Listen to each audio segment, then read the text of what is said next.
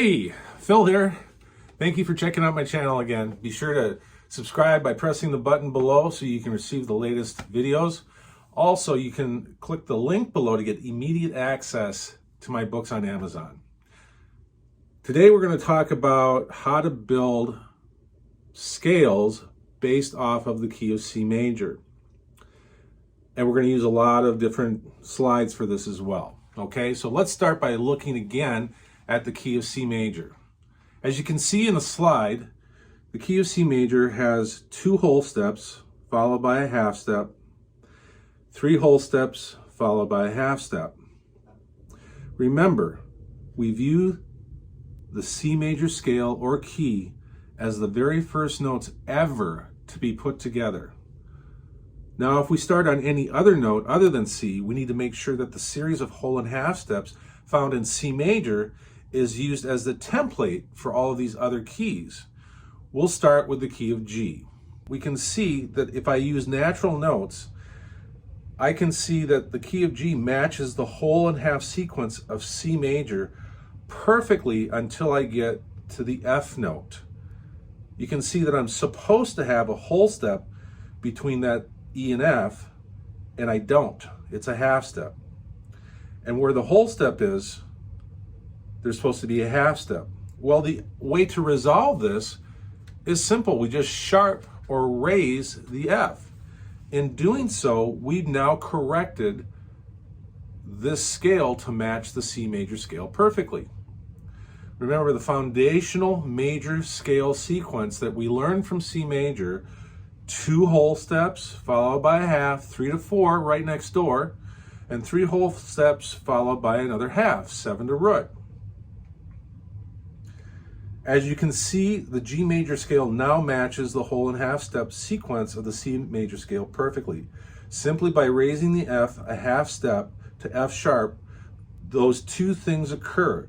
The E to F sharp becomes a whole step, and the F sharp to G becomes a half step. Also note, the very next note after F sharp is G.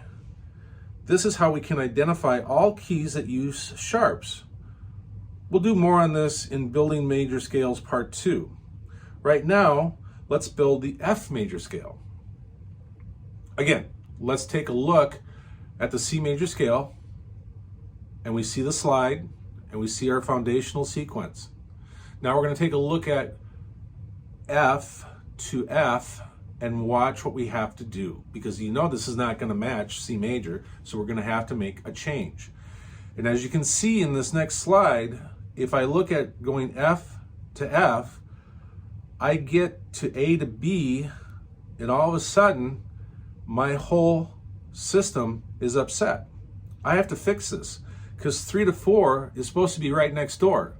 Right now, A to B is a whole step. I have to make that a half step. Well, how do I fix that? I lower the B to a B flat. By doing this, 2 intervals change. Just like in the key of G, by altering this note, I get myself back in line with the key of C. By flattening or flatting the B, the 3 to 4 changes from a whole step to a half step, and the 4 to 5 relationship changes from a half step to the whole step. This corrects the relationships to match the original C major scale / key.